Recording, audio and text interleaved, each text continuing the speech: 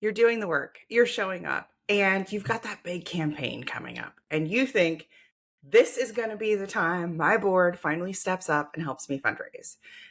They say yes. They say, yeah, we've got you. Just let us know what you need.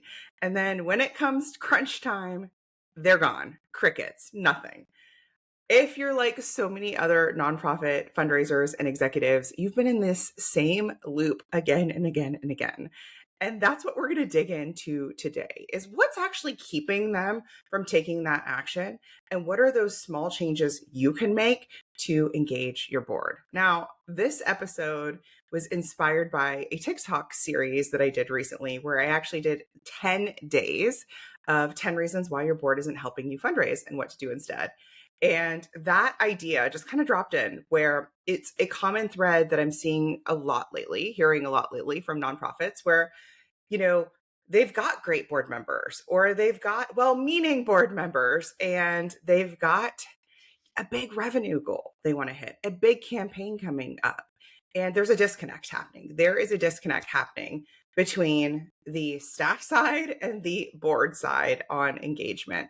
And there's a lot of frustration that comes from that disconnect. Okay. So we're going to right side that for you today.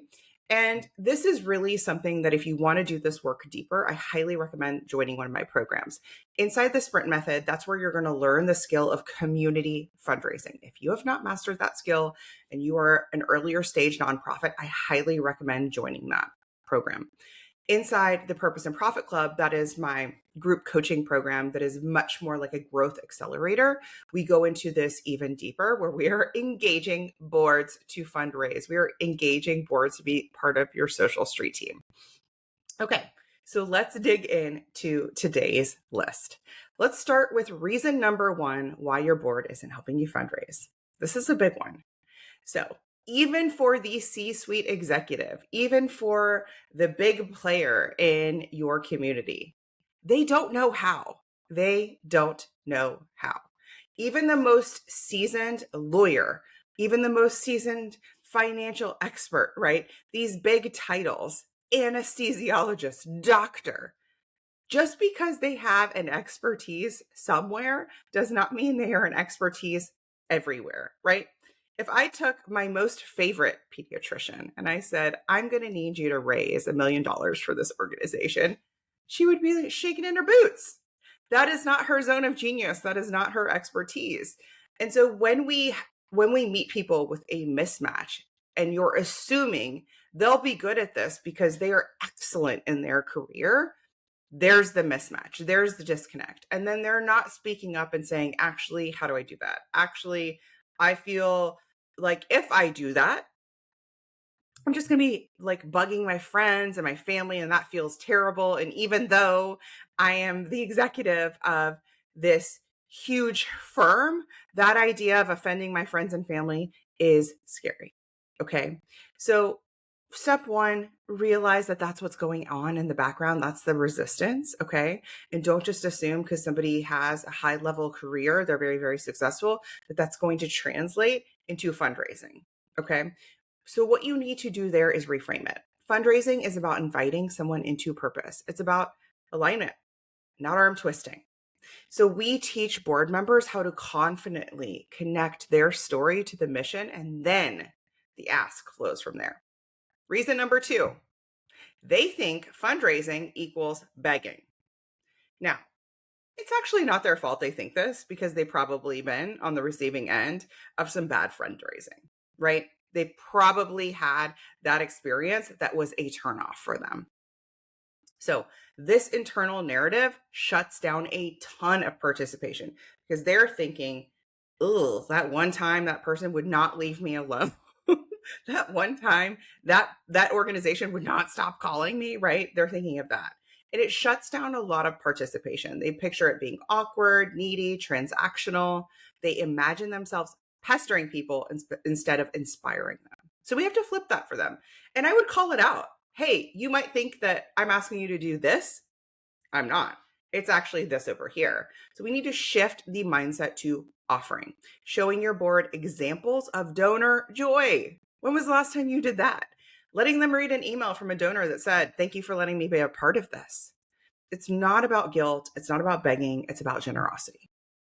Reason number 3, big one. Listen in, lean in for this one. They think it's going to take a lot of time. They hear fundraise and they think, oh my God, I don't have time to take this on. Now I have to help plan this gala, host the 5K, the silent auction with the hand painted vases and the dry chicken and the cheese tray. I don't have time for this. I hate planning events anyway. I'm not good at this. And the no's kind of start flooding in, right? They think it's going to take a lot of time. They think fundraising is this huge endeavor. And not to minimize what you do, but what we're asking them to do is not that. Okay. So, what you actually want to break down for them is little bite sized steps of what you actually need.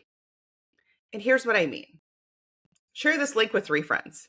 Share this link with 3 friends. Write a 2-sentence testimonial. Send this campaign to your company Slack. Those 3 actions, if every board member did that, you would see an increase of funding. Period. Full stop. Share this link with 3 friends, write a 2-sentence testimonial, and send this link to your company Slack. Most of your campaign's traction won't come from big flashy lifts. It won't be the big thing that took, days and hours and months to create. It will actually be built on these micro wins, these small, repeatable acts of visibility, connection, endorsement from your board members using their networks to leverage awareness for your cause. That's what we train street teams to do. That's what we have an entire program inside the club to put your organization through that track so you can build that out. So when they give you time objection, you need to make sure that they are very, very clear. Oh, would you be willing to text 3 friends right now for our, spring appeal campaign? Here's the link. Here's done for you copy. How about that? Because the truth is, a text takes, 60 seconds max to send. You need to drill in and go a little bit deeper when people give you the time objection. Reason number 4, and this is the big one. I keep saying that, but this is really, really important. No matter the type of person on your board, again, whether they're seasoned professional, small business owner, a national recognized speaker, an author, a doctor, a lawyer, all the big ones, right? They are afraid of rejection. Why are all of those people who are superstars in their careers afraid of rejection? Because we all are. It's part of the human experience. No one likes to hear no. No one likes to hear that's a terrible idea. No one wants to hear no thanks, right? And so we are hardwired to shy away from any sort of rejection. And so it makes sense that they would be scared of it. Rejection hits hard, especially for high achievers. So if you have a high achieving board, it's almost as if they're going to be more adverse to this. So you have to be prepared for this. Your board is full of people who may be used to winning, leading, succeeding, not used to this. So when they think about somebody saying no to their ask, they freeze. They would rather avoid it altogether than feel that embarrassment. So step 1 here is going to be to normalize rejection. Show them the conversion stats. I would love for you to do that. If you were to sit down in your next board meeting and say, that $100,000 that we brought in extra year over year last year, drill into it and say, $50,000 of it came from this gift, and the remaining $50K came from these 5 donors. Okay. Let's say we were able to parse it out like that. If you could zoom out for them and say, I actually had a pool of 25 people who said various yes, no, and come back to me some other time in order to get these 6 people to collectively say yes, which raised that additional 100K. You have to show them that the 100K was built on yeses and was built on nos. They don't know that. They think you had a donor meeting and the donor said yes, and you secured the $50,000 gift. And then you hit repeat and repeat and repeat. They don't realize that you have a process to build yourself up, and your part of your donor pipeline process is that you're going to hear no's. You're going to hear no's and they won't stop you.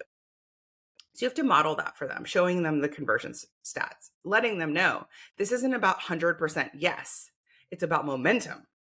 And we use donor psychology, we use fundraising confidence to, weave that inside our programs to shift that fear. That's how we, inside of the club and the sprint method, shift that fear so that when you hear the no's, you don't go into freeze mode. And that's a skill you build. And that is a skill that 9 out of 10 board members simply don't have. Let's think about the surgeon. Let's think about the orthopedic surgeon, right? Top of their field. She is a rock star surgeon. She is not having to pitch surgeries and say, I'd like to do your surgery. I'd like to do literally people are coming to her saying, my knee hurts. Will you please do my surgery? Right? She's not used to having that level of rejection. Now, tons of high stakes in her career. I'm not diminishing that. What I'm saying is this just is a muscle and a skill that most board members don't have unless they've done this. And honestly, unless they're in sales, unless there are certain niches where they would have encountered this before, but not many. So you need to normalize it and you need to show them that that's part of the success journey. Part of the success journey is, dear board member, you're going to hear some no's and keep going. You're doing an awesome job. Reason number five, they're not mission connected. So this looks like when, that board member who's just been not responding to emails as much, a little more disengaged, a little quieter, not as excited as they once were in meetings, in attending meetings, and just generally, you can kind of just feel the disengagement. You can feel it like the air coming out of a tire. It's tss. But they once had it. Sometimes it's that. Sometimes it's the newer board member, who hasn't been onboarded very well. But in both instances, they're not mission connected. So some board members, for example, could have joined because they were asked by you, they were asked by a friend, they were recruited. Some joined for the status, right? For the resume builder. Some were just, let's be honest, especially if you're a younger organization, warm bodies because you needed to fill a seat. I see all of that in the mix. And most likely in those cases, you didn't onboard them to the mission. And now you're expecting them to fundraise for the mission for something for which they don't actually feel emotionally connected to. It's very sterile. They get the mission, but they don't actually feel connected. So here's what to do. Invite them into the why. Have them attend a program. Pair them with a staffer. Maybe that staffer's you. Ask them what story or stat stuck with them most. Simply just doing that will change everything for their mission alignment, for their mission engagement, mission connection. Sometimes you don't need to actually replace the board member. You just need to re-anchor them. Okay. I'm pretty obsessed with reason number 6 because reason number 6 is one of the backbone foundations to what I teach in order for you to create a successful fundraiser. Now, many of you are out there are creating fundraisers and fundraising all the time and not hitting your goals. And the reason is there's no campaign to plug into. And that's because you're just saying, help us fundraise. Christina, we need to raise $350,000 this year. We need to raise $800,000 this year. We need $100K this year. That is not a campaign. That is an annual goal. You with me? And so there's nothing for them to plug into. There's actually no meat of a campaign, no story, no hook, no nothing. And so it translates to them as a vague request. When there's no clear goal, no story, no urgency, no hook, it's easy for them to say, I'll do it later, not now. This isn't just a board problem, by the way. This is a campaign design problem or lack thereof. So what do? Number 1, before you ask them to fundraise, you need a campaign. Otherwise, you are driving, going for a Sunday drive with no destination. You are just driving with nothing plugged into your GPS, okay? That's why we teach plug and play campaigns in both of our programs. So if you're still trying to figure out how to raise 10K consistently in your fundraisers, that's what we teach in the sprint method where you'll master community fundraising. If you're scaling to more complex campaigns with ambassadors, board leadership, major gifts, that's what we teach in the club, okay? Either way, you should be able to answer Why should I help right now? Your board member needs to know the answer to that question.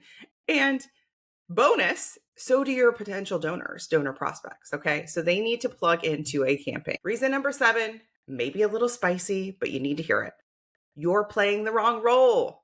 Too many EDs and fundraisers are acting like assistants to the board instead of strategic leaders.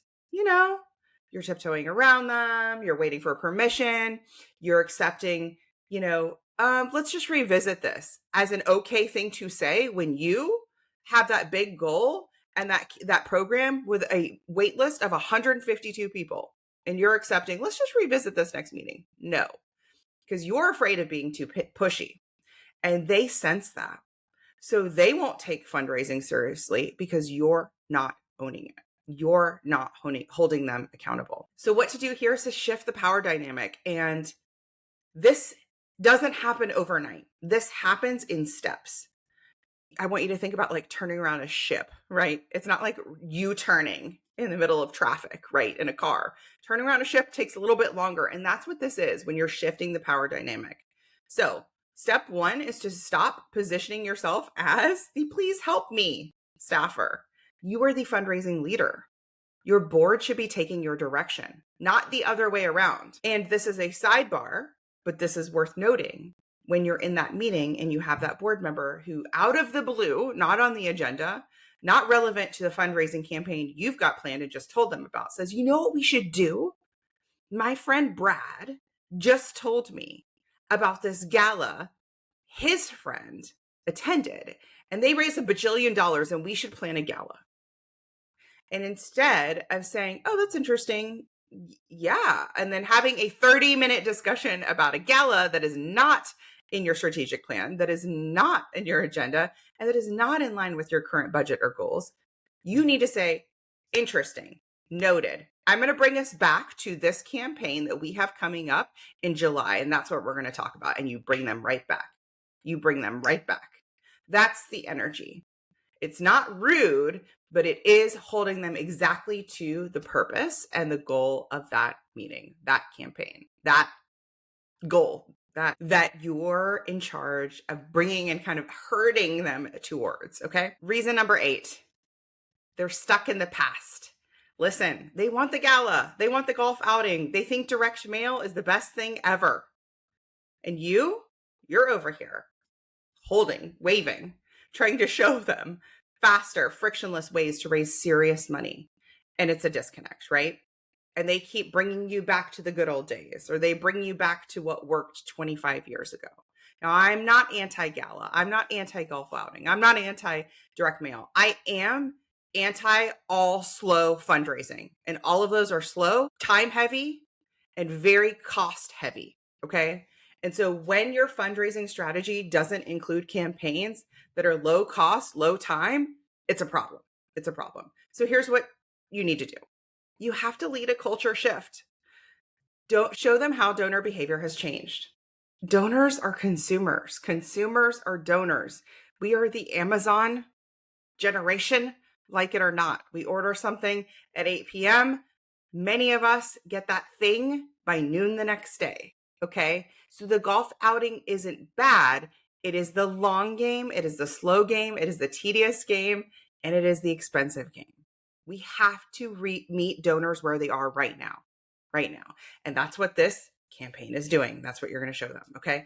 So we want experiences that feel immediate, personal, and easy, because when we don't have those, we don't have fundraisers for those, we're excluding a group of people who, by the way, don't play golf, who aren't reading their mail, who don't want to go to the dry chicken gala, right? We're excluding so many people, particularly younger generations. You really want to push back on that.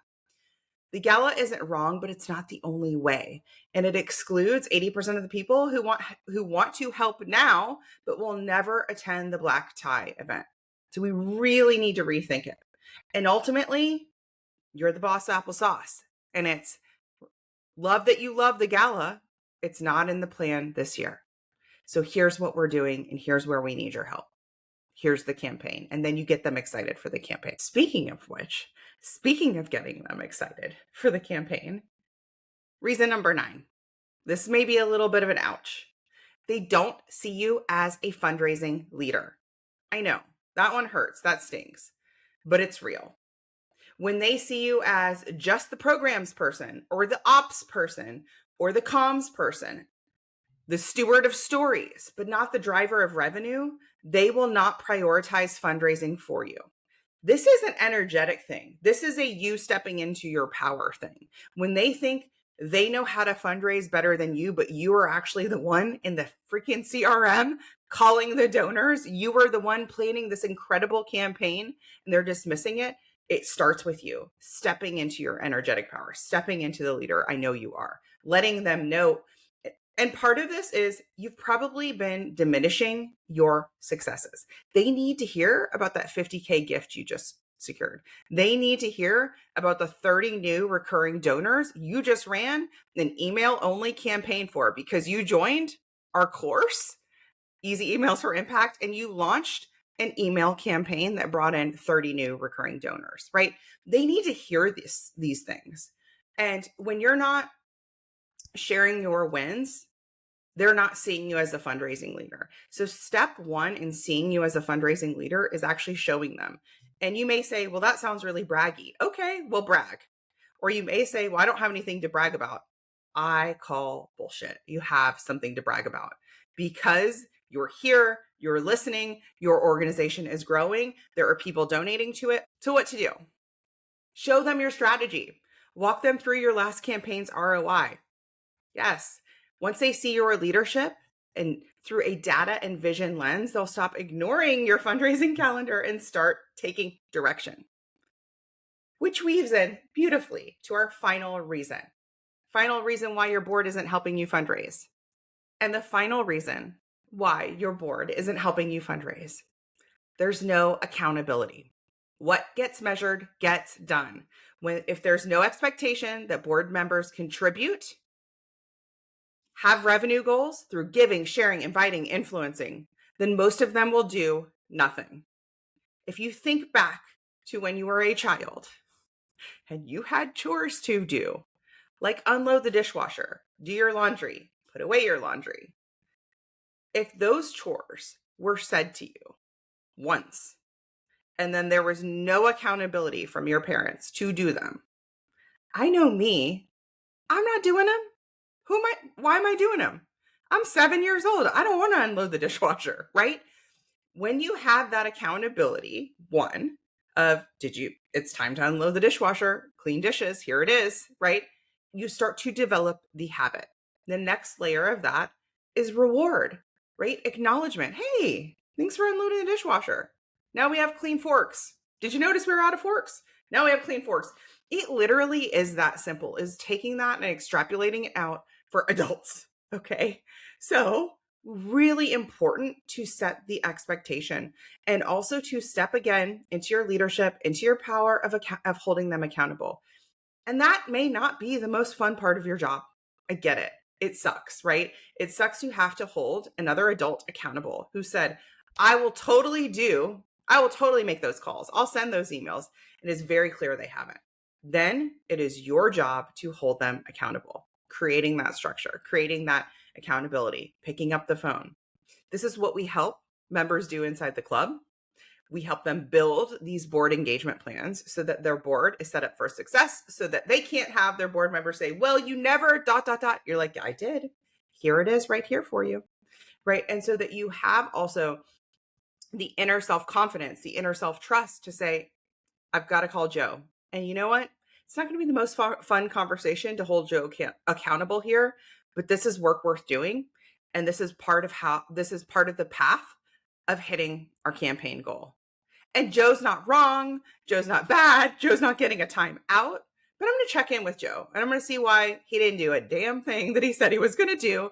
And I'm going to see if we can get him the tools he needs, if he has a question, if maybe he's had something going on personally, and let's just get him back on track, right? When you come with that leadership style, you're going to see a lot more success. And the other cascade effect of all of these reasons that I love is when you start to right side this, right? When you start addressing each one of these 10 reasons, something beautiful starts happening in your board. is you start to see the board win. And when one board member wins, they start talking about it, right? Like the good gossip, right? And they start sharing their wins. They're like, oh my gosh, I hit my goal. I just booked the executive director a meeting with this business we've been trying to secure. Or I hit my 5K goal. This was so fun. It wasn't even that hard, right? They start sharing wins.